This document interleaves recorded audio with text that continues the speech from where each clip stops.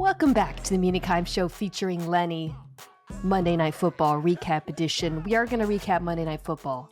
We're going to talk about the Chiefs and the Saints. We're going to pick winners and woofs this week. But before we get to that, Domonique Foxworth, my co-host and the host of the Domonique Foxworth Show, and I are going to talk about the bomb that just dropped.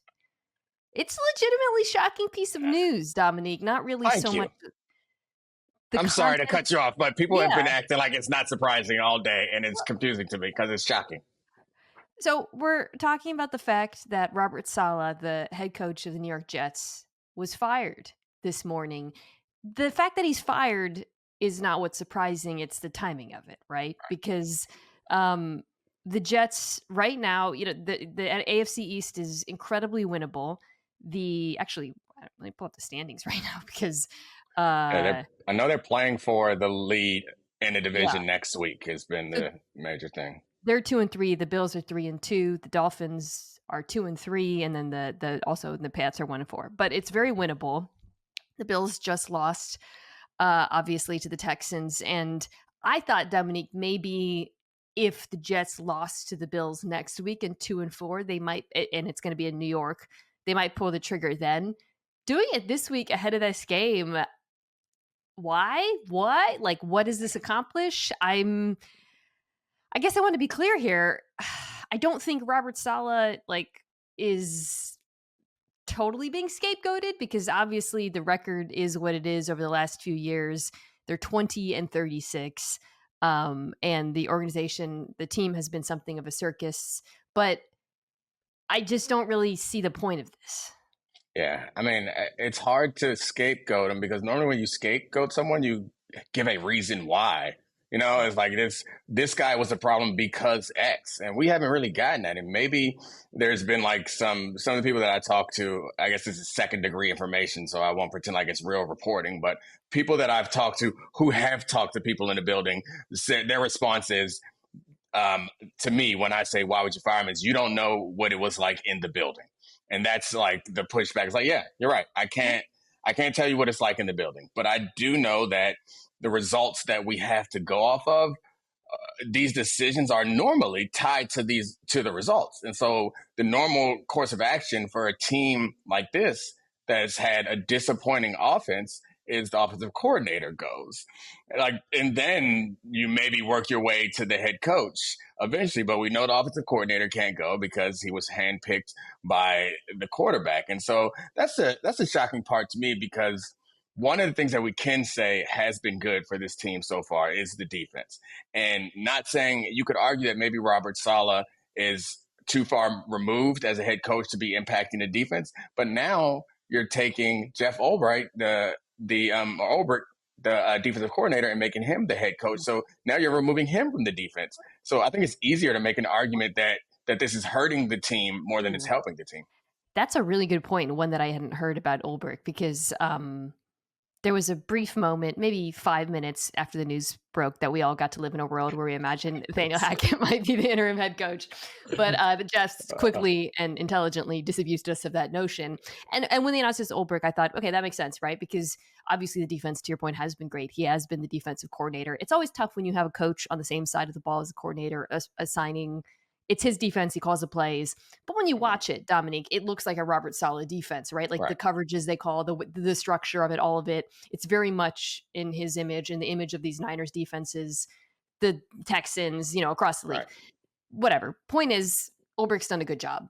And it's a great point by you that elevating him, you are robbing the side of the ball that has been actually good, but also none of it matters. I mean, that's the thing. The problem, you could argue that when we look at a team where the offense is the problem. By the way, this is a crazy stat from Stats and Info. So the Jets have the same record as they did through 5 games last season. They have scored the exact same amount of points with the exact same yardage, but they're actually averaging fewer yards per play, and their offensive efficiency is down, which is insane. So on one hand, you could say, well, the fact that, first of all, obviously Saleh is the head coach. The offensive coordinator is under him. He chose him. He hasn't made improvements or held him, but, like, we all know that's not something he can actually do, and I think that's why trying to fix the Jets or, like, diagnose or give a solution for this offense is like performing, like, open heart surgery because it's all so wound up with the quarterback. You can't, like, Right. like, you can't replace Hackett, and if you did, the offense wouldn't be that dissimilar from what it is because it's the offense that the quarterback likes to run, and I don't really know. That's why, the Devontae Adams, it's not a fix, but it seems to be the only thing that can make this better because it's an offense that's completely reliant on having skill players winning, and right now, there just aren't enough of them. Yeah, I think you could look back in at the last game and pick out a few plays where you're like, well, if that was Devontae Adams, maybe he would have known, or maybe his ability would have helped. But the problem that my own diagnosis of this offense is that they are bad on first and second down. And on third down, Aaron Rodgers is so talented that occasionally he can bail them out. But he tries to do it too much because he's not that guy anymore and he's lost the athleticism to buy time. And that's one way that he used to make magic on third downs. And that elite, like Drew Brees level accuracy is not consistent anymore. Like two of the Yeah. interceptions were just terribly inaccurate third down passes. Yeah, that's a good point. It's an offense that's entirely, I said it's dependent on the skill players. It's also dependent on the Yeah, quarterback right. being amazing, and there are flashes of him. He throws the ball really well a lot of the time still, but it's a really good case study for how hard it is to win in the NFL when you don't have either a run game, which they don't, or a quarterback who can evade pressure and create. And it was weird because like he did that once in the Patriots game. He was like moving around back there. It was kind of strange to see, but for the most part this season he hasn't, and it affects everything. I sent this to you after the Vikings game, and your point about first down, you can't beat the Vikings if you can't be good on first down. It's just, Yeah. pretty comfortable saying that generally as a generalization, pardon me. But I think what really struck me was just he's like playing so fast. Mhm. And I think some of that is probably him. I don't think it's like he's a wuss and doesn't want to get hit or what. I'm Mm. not saying. I think he knows his own physical limitations as a mover, and he knows if he's going to keep the offense moving on time, it has to be fast because of that. But that's how you get incompletions like the one to Wilson down the sideline with a minute left, where they got the look they wanted. They got cover zero. They got Stephon Gilmore on Garrett Wilson. He put the move on him. It's everything you want in that situation. And I sent you like that ball comes out so fast. It's just, I think if I had to like sum it all up, the margin for error is so tiny in this offense right now. And other than adding Adams, I don't really know what you can do. It seems like he doesn't. He just seems uneasy and like he lacks confidence. And it doesn't seem like he has the confidence in his arm that he once had. It doesn't seem he has confidence in the O line and why he's getting rid of the ball. And it also doesn't seem like he has the confidence in his own understanding of the defense. Like I was so shocked at the one interception he threw. I told you two were bad throws, and then one was Van where Ginkel. he threw Van Ginkel and hit him with the ball. And from then on, every time they showed that max pressure look, Aaron just seemed baffled. And there was one, so they're lined up across the line like it's punt rush. And somehow Aaron Rodgers got hit. Like, how do you get hit in that situation? You know they're blitzing. They Yeah. showed blitz and then they blitzed. And he got hit in the back by, I think it was Smith. So yeah, it just doesn't seem like, but I mean, I guess I would say it doesn't seem like Spire and Salah would solve this, but this feels like we don't know what else to do. We'll just shake up the snow Yeah. globe and hope that this like scares everybody straight. I don't think keeping Salah was gonna help either. So Yeah, I guess that's I'm true. not like Yeah. riled up about this. It's Mm-mm. just, it just seems kind of futile, I guess. Yeah. Yeah, to go back to what you were saying about him and the blitz, because his over the course of his career, he's been so good against the blitz, right? Like he's Yeah. amazing. And um I think some of it is also, going back to back against the Broncos and the Vikings in particular. Like those are two of the more, and we're going to talk about the Broncos. Those are two of the more brutal matchups for this offense that is so predictable. And I think you saw in the Vikings game, like Rodgers' sort of awareness of that. Like it was like he has had the answers to the test his entire life, and then suddenly the test changed, and to beat that particular test, you have to do a lot of things that the Jets offense simply isn't capable of right now. So We're both parents, but you're not at this point yet when you have to help with math and you get confronted with new math. This is what Aaron Rodgers seems like the first time my daughter was like, "Can you help me with your homework?" And I looked at it, was like, "Oh no." But they changed it. This is not when I left the league. This was a different thing. Like, oh, we don't do long division the same way anymore. give me those times tables charts. I have a friend who's a 6-year-old. She's talking about like, oh, this is like the Russian math way. I'm like, what? Right? Yeah. Anyway, so spinning it forward, I do think if they have Adams, they'll be more competitive. So if you're a Jets fan, like that is, I mean, they have to. It's a Hail Mary, not Hail Mary. It's the only thing I think that they can do. Okay, let's talk about Monday Night Football. So Chiefs offense. Let's start here. I'm on crazy pills. Maybe I will land here on the Mina show featuring Lenny, and I will no longer feel like I'm on crazy pills because this morning on Get Up and on First Take, I felt like I was on crazy pills. What were they saying? They were poo-pooing any criticism I had of the Chiefs' offense by I mean, saying it's not good. thank you. By saying they're 5-0 and remember what happened last year. Like, I understand. They're really good. I get you. He's great. He did great stuff last night. But guys, they don't have tackles and they don't have a running back. They're handing the ball to Carson P. Ryan. Like, this is not a situation. And then on top of it, they don't have receivers. Like, Juju had a big play because Tyrann Mathieu fell down, and then he also let one bounce off his chest for a pick six. Like, and it's clear that whatever version of Travis Kelce we saw in the playoffs last year is not here now. And maybe he's going to show up in the playoffs again, but like there is reason to be concerned. Let's not pretend like this is a 5-0 Chiefs team. Like they're just rushing through the league. No, the defense was great. But so please tell me you agree there are issues. Chiefs, first of all, before we get to back to the offense, the Chiefs are 5-0 with a plus 33 point differential, which is the lowest in 20 years of any team starting 5-0, according to ESPN stats and info. So yeah, the defense is fantastic. We'll get to the defense. The offense it's the same offense that we've seen. The only difference is Patrick Mahomes being ruthlessly efficient and like you said, Juju breaking off a big catch and run, and also Mahomes using his legs in some key moments. That's pretty much it. Like to go back to that phrase, margin of error. The margin for error of the offense is still extremely, extremely small. Now, again, you have the greatest quarterback on planet Earth.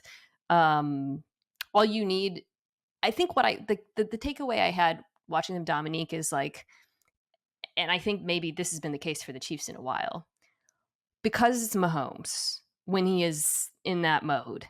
Mm-hmm. All you need is like one skill player to step up, really, which is for them to be fine because of how good the defense is. Like you don't have to be the greatest show on turf, right? And last night, Juju comes out of nowhere and has a big game for them, and he made a few plays, not just the catch and run, but like that was enough. And I think the problem is there's going to be games where no one does that, right? I mean, Kelce was still there for him against zone. They were picking him apart that's fine. That's certainly sufficient. But it feels like just like every game. Let me put it this way: I still want them to go get a wide receiver if I'm Kansas City. I think they were saying during the broadcast that Reed said we're fine with the guys we have. I mean, he's going to say that, but I don't care. I think they should go get somebody. I agree wholeheartedly, especially given what you and I discovered last week about the Ravens' defenses like that. The flexibility, and I think they're going to have to beat the Ravens, whether the Ravens have to come there or they come to Baltimore. I think right now that's looking like the best team in the AFC. So they're going to need somebody to be able to compromise the Ravens enough that the Ravens can't do all the creative things that they want to do. Yeah, I tend to agree. I am curious as to your thoughts of like what kind of receiver that should be, right? Because thus far, Worthy is just a gadget and deep ball guy. They still haven't kind of unlocked anything else with him.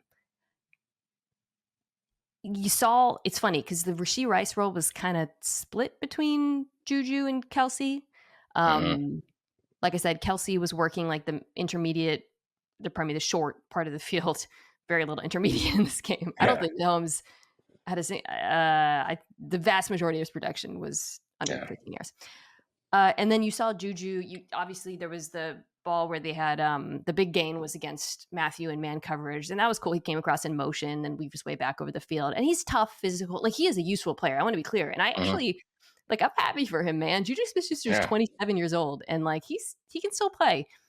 But what kind of, with all the uncertainty with Rashee Rice, because God knows what the hell's happening there, what kind of receiver do you think they should go for in this offense? I mean, I feel like you set me up to answer only one question. It's the type of receivers that are available, the ones that can replace Rashee Rice. I think I tend to want, generally, guys who can take the top off the defense, but they have a guy in Xavier Worthy that even if he can't do it consistently, he provides a threat to get that done. So it's funny because some of the receivers whose names we've heard, or the guys who might be able to be shopped, are those guys that fit that role. I'm thinking DeAndre Hopkins and Adams and guys like that, but they aren't perfect replacements there. They aren't exactly the same, but I think Devontae Adams is obviously a better receiver. But what it would cost to get him is another question. I don't know about DeAndre Hopkins with the catch and run at this point in his career. Yeah, I feel like Amari Cooper. Yeah, Amari Cooper pops up too. Name that makes a lot of sense. I know he's having a weird year, but he, to me, I mean, he gives you something extra to, like, the route running, the yards after the catch ability. Christian Kirk is a little bit more, well, he's a little bit more Rice-like in some ways, different kind of player, but I think obviously he works from the slot. You can also work all three levels. I mean, either of those two players would be like so much better than anything they have. And like, if I'm the Chiefs, I go for it, man. This is your chance at a three-peat. You're 5-0. Defense is amazing. So, yeah. Had they hit on that Sky Moore pick, like they hit on so many picks, but like had they hit on that Sky Moore pick, we'd be we're having a whole different conversation about this team. That's, but they hit on so many other picks. It's hard to call them out for that one in particular. The tackles remain an issue. It's always hard with the Chiefs to sort of say or assess how much it matters or how much to care, because Patrick Mahomes is so unsackable, and that's a comic effect in this game, by the way. There were a couple sacks he avoided that were just, guys, I feel like for a defensive player, that has to be the single most annoying thing in the NFL, is his unsackability. Because if Patrick Mahomes is like rolling to his right, falling off of his like one leg, chucking the ball 70 yards across the field, you're like, all right, whatever, that happened. What are we going to do? But the fact that he's like not Lamar or Josh, but he still is insanely, bizarrely impossible to bring down. Especially, by the way, the Saints had some good rushes in this game. Like, they were consistently winning. Like, Chase Young was winning at the line of scrimmage. So was Granderson. And it just didn't matter because of who Patrick Mahomes is. Yeah, I mean, I think that's the big thing. As much as they need another receiver, the question that remains for me, or the reason why I'm colder on them than their record suggests, and then it seems like almost everyone else in sports media, is because of those tackles. Man, like, it's there. And the way we finally kind of ended our arguments today was, I get, based on the last few years of Patrick Mahomes, I get not wanting to bet against Patrick Mahomes, but based on the last 100 years of football, if you can't block, you can't win. And I went back to that Bucks Super Bowl, which it's a different situation because it seemed like they didn't have any offensive lineman in that game. But that was a reminder going into that Bucks Super Bowl. I was like, I'm picking the Chiefs. I wouldn't pick against Patrick Mahomes, as good as he is. But then I was reminded that there are some like baseline things about football that magic can't overcome. or Mahomes magic can't overcome, and offensive line work is one of them. So maybe they'll find a way to make it so tackles don't matter, but that doesn't even sound right coming out of my mouth. Tackles matter, like in football, it matters. Yeah, they didn't run the ball particularly great in this one. Mhm. They'll get Pacheco back at some point, but yeah, I think that's going to be like a matchup thing. I mean, the other thing about that Bucs Super Bowl is that pass rush was unreal. Remember, Shaq Barrett Mhm. was amazing that year. It's true. So end of JPP. So I think it'll be. It's funny looking across the NFL, like there aren't that many 4-man rushes where I'm just like the really great defenses. Um, Denver has a Yeah, really good pass rush. Don't get me wrong, and right. that'll be a really significant challenge for them in a great game. But like, I don't And know. manufacture it. Like a lot of the Like, best pass rushes are manufactured in some way. It's not just 4 down. You know who's coming. We know who's coming, and we're going to beat you. so the Saints. Let's hit that side of it. Obviously, let down after their 2-0 start. I still think the defense is good. I actually thought, I Yeah. mean, they gave up some big plays in this one. Adebo got grabby. That's really why they were able to give it, the explosives. Like you said, it was the Juju play, the Adebo stuff. I thought they were good against the run. I thought the pass rush was good. Mahomes was just on his bull. Offense, though. This is an offense that started the season just absolutely dominating and has, over the last few weeks, looks a lot more like what we expected. Do you think what we saw last night, did you feel like that was just running into a very good Chiefs defense, or do you feel like, nah, this is kind of what we're going to see over the rest of the year from Derek Carr in this unit? Maybe it's cheating, but I think it's probably both. I mean, they still had the big plays that kind of opened up the offense earlier, but they couldn't find the consistency elsewhere. I think this is a result of going up against a really good defense, and it's just kind of a reminder that I don't think that the Saints are as good as we had originally thought. And if they're going to give us some of those performances, as long as Carr ends up being healthy, they're going to give us some of those big number performances again, but they're going to face bad, or they're going to face tough defenses and look bad again. Also, this is and what happened to Alvin Kamara is the kind of biggest question to me. Is he's the that running attack that they had just is not there anymore. Yeah. Well, along those lines, though, this is what I was kind of rushing to grab because I was curious while we were talking. This Chiefs defense has been much better against the run this year. Like they were good last year, but they were sneaky bad against the run still. They tightened up at the very end, but Mm-hmm. this is why in the playoff game, everyone was like, why isn't Baltimore running the ball? Well, they actually played a good run defense in that game. But throughout most of the season, they could be had on the ground. But so far this season, I was just curious, they're eighth in success rate against the run.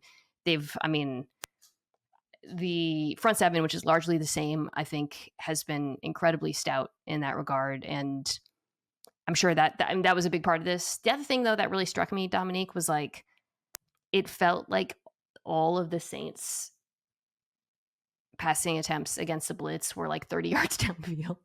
Yeah, we just Some of had that, Derek Carr throwing jump balls. A couple of just against the blitz, just jump balls to the sideline. which it's like, it's Steve Spagnuolo. Like you gotta have a better plan than that. No. So some of them should have been caught. One of them, I Yeah. forget his name, with the backup tight end. First of all, it's going to Mm. him, so that's already a problem, and not one of your other skill players. But like, it felt like the degree of difficulty in the passing attack was too high. Derek Carr averaged career high air yards per attempt, 13. Now, some of that is because he threw 100 yards to Rashid Shaheed or whatever. But like, Mm.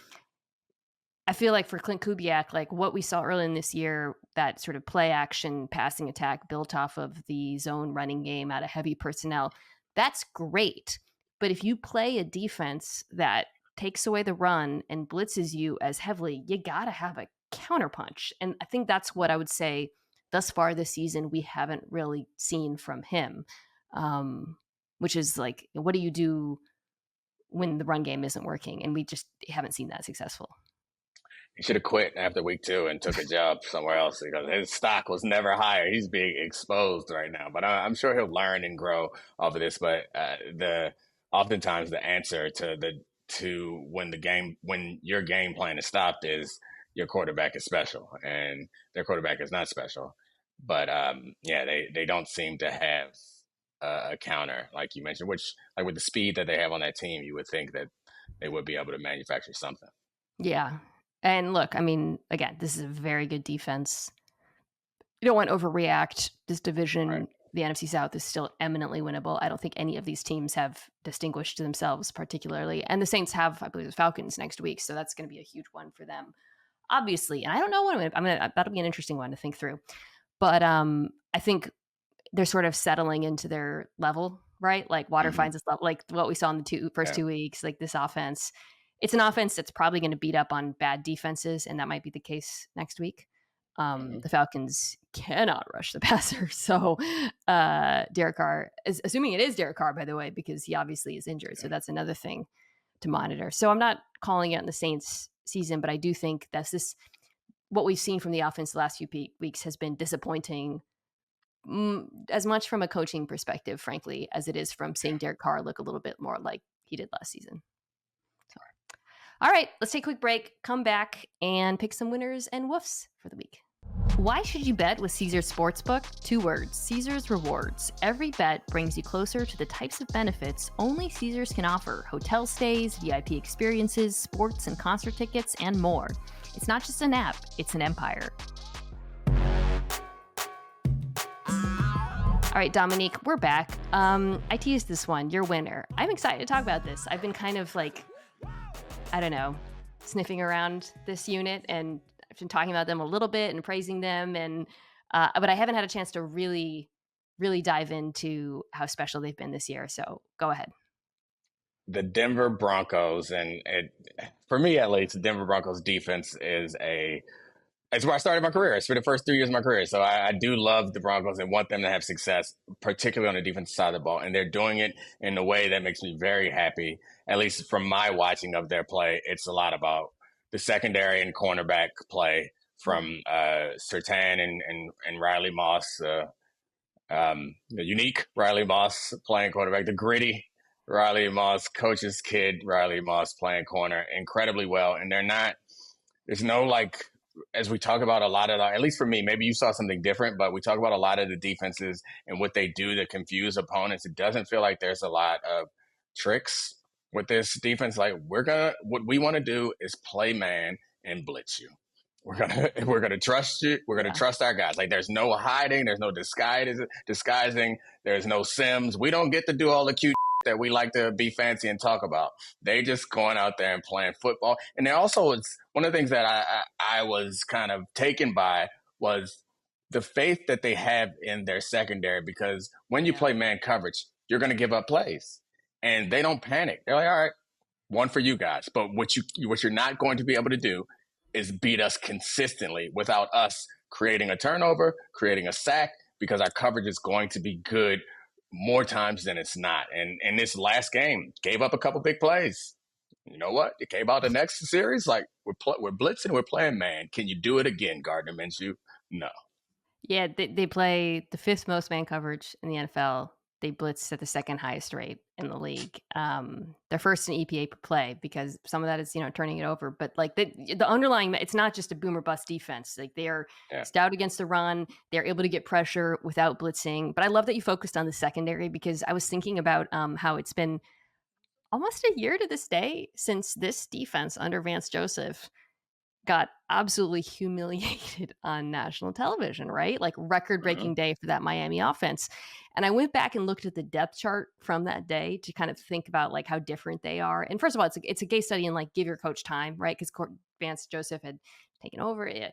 So obviously Sean Payton stuck by him. He never, threw him under the bus or whatever, and that matters. But the front is actually largely the same. They did add John Franklin Myers, but the guys who are balling out this year: Zach Allen, who's been amazing, by the way, Cooper, Benito, DJ, that hasn't changed so much, but the secondary is almost completely turned over outside of Patrick Surtain, obviously. Like, that unit had Kareem Jackson, a bunch of corners who aren't on the team anymore. Now you've got Riley Moss, PJ Locke, Brandon Jones, Jaquan McMillan, who last year became a starter later in the season. And that is, to me, the single biggest reason behind the performance, because when you watch them, yes, they're very good at getting pressure and they have been stout against the run, but it really is like back to front. Like they are locking guys down on the back end, and that's allowing pressure to get home. It's allowing Vance Joseph to roll the dice more with blitzes. It's honestly reminiscent of, I don't want to be like hyperbolic here, but it's the no-fly. Like it does remind me a little bit of no-fly zone watching them Right. thus far in the season. Yeah, I don't. Yeah, I think you're right. I don't want to take anything away from what they're doing. It's been that type of physical, aggressive defense. They play different coverage wise, but the I guess like the vibe of the defense is very much like that. It's like we're some nasty DBs, and it's going to be from the back to the front. I don't know that any of these pass rushes are as good as they had Yeah, at the Von peak Miller. of Yeah. of that. But yeah, I think you're right about that, and it's the coverage, man. Like that's the McMillan. I left him out, but that's a big name too. There's they've gone up against. So last week, obviously Adams didn't play, but I guess the crowning achievement is going up against the Bucks with Baker playing well and Yes. two really good receivers, and they shut that team down. They also went up against the Seahawks, which is a bunch, three really good receivers, and Geno's playing well. Those are the most impressive, because that was the next thing I looked at, is like when I watched this game more closely, the last game, because I wanted to bring this up. I was like, all right, but I mean, they ain't really locking anybody down. So I went back and watched some of those other games. Like, and I was very impressed. It's fun to watch, and this team is good. They're doing it from the back end. All right. My winner, I'll be quick on this one. I changed it like 5 times. I was going to do the Cardinals, and but I want to do this one because I feel like I didn't appreciate this performance on TV, and it was only on tape where I was like, "Holy crap, CJ Stroud! Oh my god! Oh my god!" Thank you. I had this on my show. I was talking about this on my show, and it was like, yeah, because it's. I'm sorry, I can't steal your winner, but it was like the throws were incredible. Like but it was. I really didn't appreciate it on TV. Like I was like, oh, he's playing really, really well, and then he had very bad. Look, he had a very bad interception in the end. I don't like, it wasn't like a flawless performance by any means. And then he had the intentional grounding, and the game was very close at the end and all that. But holy smokes, some of the throws he made in this game are some of the most insane throws. And this is, by the way, it's been week after week, honestly, where he's like the new. People are gonna be mad if I say he's the new Herbert, because I think he is thought of in a much higher regard by the general populace or whatever. But it's a similar dynamic where it doesn't matter if they win or lose. The tape is insane. And I mean, the one I posted, it's funny because I posted this clip, and I think like every football nerd posted the exact same throw from the post to Stephon Diggs, where he throws it. He manipulates the safety with his, it was DeMar Hamlin in this case, with his eyes. You see Hamlin like kind of fall. And when he releases that ball, Stephon Diggs is negatively open, right? Like it's honestly good coverage by the Bills corner. And he hits the post in a window that is like so small, Domonique. Just beautiful stuff. That man is hooping out there right now. Yeah, and it's just bad. It's tough because the game is the final score and his final stats. I felt the same way coming out. I know this is weird. I think I might have mentioned this to you, because I felt the same thing coming out of their loss to Minnesota. Like, holy CJ Stroud is in control. Like they stink right now. They're getting destroyed, but like he doesn't seem, and it was off of watching, I don't know, it might have been, I don't know who it was. It was someone else who I saw against, I was really diving deep into the Vikings. And so I saw other players against the Vikings just look incredibly uncomfortable and do poorly. He was so comfortable. And in this game, the thing that jumped out to me was all the different types of throws. I think there was one to the right side that was a perfect layer throw, and then he threw some bullets. He hit Nico Collins on that perfect post. He just in stride and then turned around and posed on, like, it just, he is all the way in his bag at this point. Okay, well let's do my woof on the flip side, because it's the other side of this game. And I wanted to talk to you about this because it's been a roller coaster year for the Buffalo Bills. I think the reason why there's such a woof coming off of this is, if you had told me that they would have held CJ Stroud, this offense, to 23 points and still lost, I would not have believed you. It's like the defense actually played pretty damn good. By the way, that's the other thing about CJ Stroud. Gregory Rousseau was in his face. Like that pass rush was getting after it, and it didn't matter. They were getting after it. They were good. I thought the defense was good. Like so many of those throws were tight windows because there was actually like very good coverage. But it didn't matter because this Bills offense was absolutely impotent in this game. I think let me pose it to you this way. So, Josh Allen. I mean, the numbers are what they are. It's lowest completion percentage of his career, lowest everything. It was awful. Watching that, was your takeaway? This is just a Josh Allen stinker. Write it to the game or whatever, or the Bills don't have enough playmakers, and this is going to be a problem all year long. Yeah, the Bills don't have enough playmakers. It's going to be a problem all year long. The fact that it was a Josh Allen stinker on top of it was a problem. But I think, again, it's not just this one game. I know you're asking me based on this game, but it's back-to-back games where it's clear that the problem is they don't have anybody who scares the defense, and the defense adjusts to it. And the scary part for their defense to me was the exact point that you made was it's a reminder that the style of defense that the Bills play, you need better players than they have because, well, I don't know if you need better players than they have. Elite quarterbacks will be able to do what they want against that unless... That's always been the case with the Bills defense, right? Under Sean yeah. McDermott. It's like they've always, it's not even when they had better players, but elite quarterbacks have always been able to...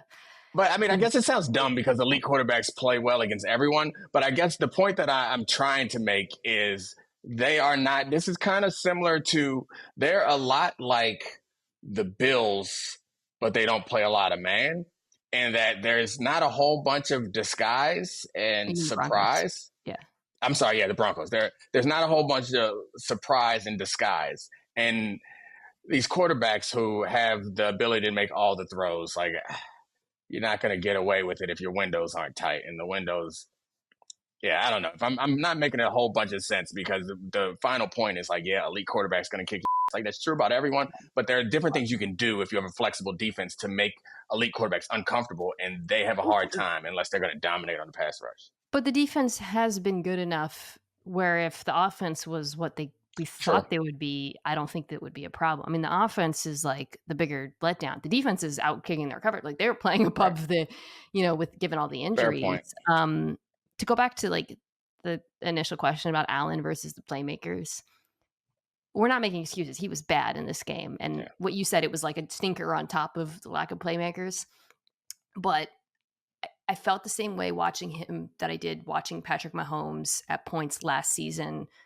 Mahomes, I don't think had any game statistically that was that bad, but there were games where you're like, oh, you're mad. You hate this. Like you are in hell right now. You don't trust anyone out there. You're just chucking it.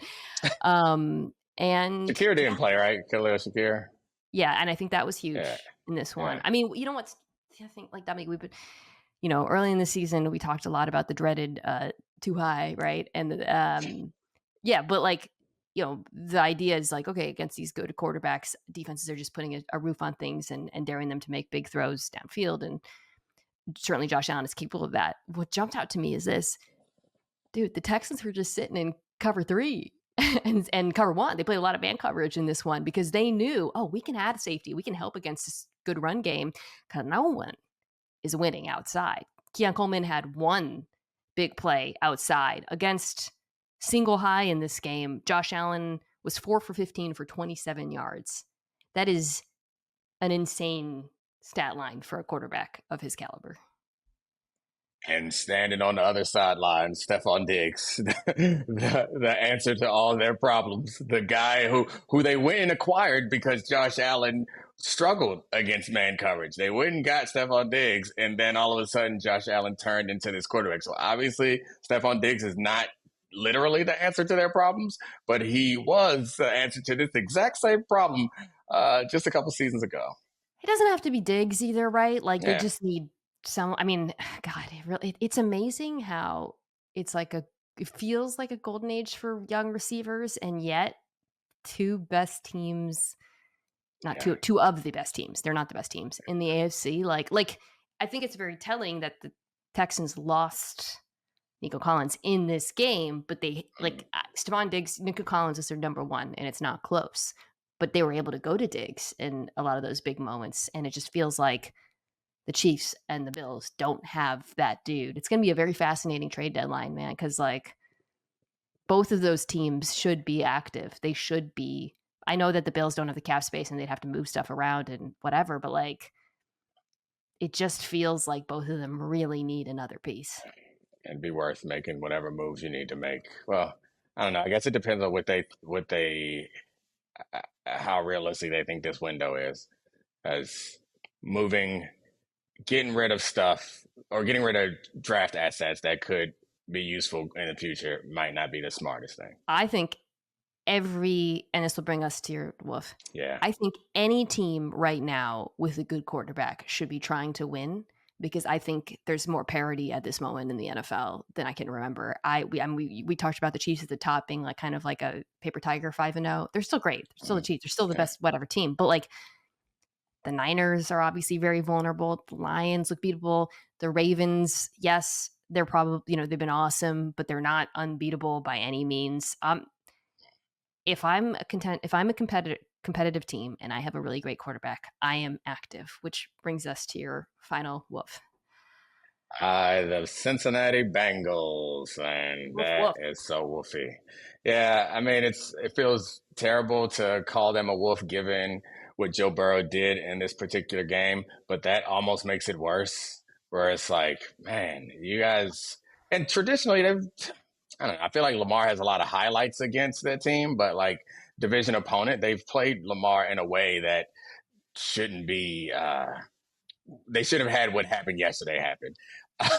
Or not yesterday, what happened on Sunday happened. So yeah, it was a big wolf for me because they had chances to win this game, and Lamar fumbled the ball, and they were set up to steal a win and stay alive in the division and stay alive in the race, and they missed this opportunity. And the biggest part of the wolf, I guess, is not just that particular game, but it's hard for me to imagine what the answers are going to be. So while you're saying they should be aggressive, it's like it's not that a couple of stars are injured and when they get healthy, everything will be all right. And it's not that we just got to go sign this awesome defender that's going to change our defense. It's not that Lou got to get in his bag. I don't see the path to addressing this, which is so woofy.